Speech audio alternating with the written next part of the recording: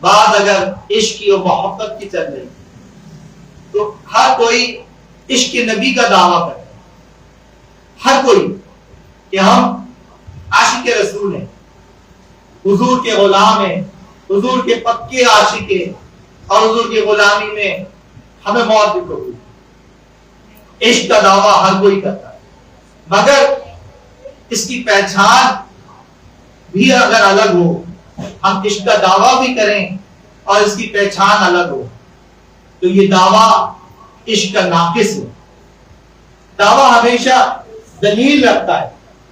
Court میں اگر آپ جائیں کوئی دعویٰ کریں تو آپ کے پاس دلیل ہوگی تو آپ کا دعویٰ مضبوط ہے، دلیل نہیں تو آپ کا دعویٰ رد کر دیا جائے۔ تو ہم عشق کا دعویٰ بھی کریں اور دلیل نہ ہو، ہمارے سرتفا معاملات عشق والے نہ ہو، تو ہمارا دعویٰ جو ہے وہ کھوکھلا ہے۔ عشق کے دعوے کرنا اور اس کے معنی کو سمجھنا یہ بڑا مشکل ہے کہ حضور غوث الاعظم سیدنا شیخ عبد القادر جیلانی بغدادی رحمت اللہ علیہ فرماتے ہیں کہ جس شخص سے پوچھو وہ حضور سے عشق کا دعویٰ کرتا ہے، وہ یہ کہتا ہے کہ مجھے حضور سے عشق ہے، محبت ہے، اور جس سے پوچھیں کوئی کہے گا کہ میں عاشق رسول ہوں، حضور سے محبت کرتا ہوں۔ تو یہ محبت جو اس کا دعویٰ، یہ کیسے پتا چلے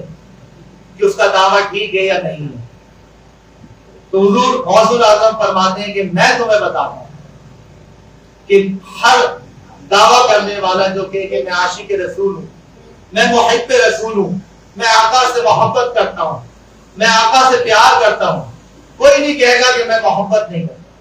ہر امتی کہے گا کہ میں آقا سے محبت کرتا ہوں۔ حضور غوث الاعظم فرماتے ہیں کہ کیسے پتا چلے کہ یہ دعویٰ کرنے والا واقعی حضور کا عاشق ہے یا نہیں،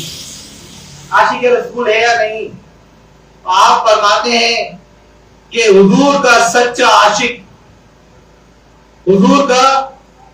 سچا عاشق وہ خود کسی شے کا مالک نہیں ہے، کسی شے کا مالک نہیں ہے، اس کی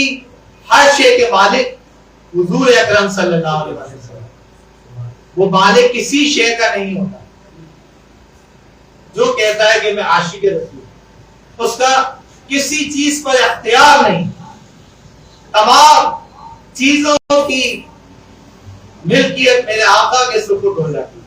وہ عاشق کی، عاشق رسول وہ کہ تمام چیزوں کے مالک آقا ہو، جس کے وہ اپنی کسی شے کا مالک نہ ہو۔ اس کا مطلب یہ ہے کہ گھر اگر اس کا ہو تو اس میں شریعت رسول اللہ صلی اللہ علیہ وآلہ وسلم کی ہو، گھر اس کا ہو شریعت رسول کی چلتی ہو، اور اس گھر میں اس کی بہنیں، بیٹیاں، بہویں ہوں، مگر لباس اور پردے والے معاملات رسول اللہ صلی اللہ علیہ وآلہ وسلم والے ہیں، اور اولاد اس کی ہو مگر اس کی گھٹی میں تعلیم رسول اللہ صلی اللہ علیہ وآلہ وسلم، وہ ملک اس کا ہو مگر اس میں نظام رسول اللہ صلی اللہ علیہ وآلہ وسلم کا ہو، عدالتیں اس کی ہوں مگر اس میں قانون رسول اللہ صلی اللہ علیہ وآلہ وسلم کا چلتا ہو، جسم اس کا ہو مگر اس کے مالک آقا کریم صلی اللہ تعالی علیہ وآلہ وسلم ہو، جان اس کی ہو مگر اس کے مالک حضور صلی اللہ تعالی علیہ وآلہ وسلم ہو۔ تو حضور غوث الاعظم فرماتے ہیں کہ جب تک یہ جذبہ پیدا نہ ہو اس وقت تک اس کا ایمان ناقص ہے، اس کا عشق ناقص ہے۔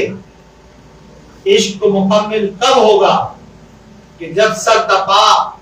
ہماری تمام چیزوں پر حکمرانی آقا صلی اللہ علیہ وآلہ وسلم کی۔ آپ نے واضح طور پر فرما دیا حضور غوث الاعظم نے کہ اس کی ہر شے کے مالک حضور ہو جاتا ہے۔ مالک کا مفہوم یہ ہے کہ بس اب جس کام سے آقا آقا نے فرما دیا کہ یہ کام کرنا ہے تو وہ کام کرے گا، اور جس کام سے آپ نے روک دیا یہ کام نہیں کرنا تو وہ کام وہ نہیں کرے۔ ہم دعوے تو کرتے ہیں محبت کی، مگر کیا ہماری اولاد کی گھٹی میں تعلیم رسول اللہ صلی اللہ علیہ وسلم ہے؟ کیا ہمارے جسم کی ہر شے کے مالک ہمارے آقا ہیں؟ تو جواب منفی نہیں آئے گا کہ اگر ایسا بالحقیقت ہوتا تو ہمارے سر تا پا ہم آقا کی جو ہے سیرت کا نمونہ بنے ہوئے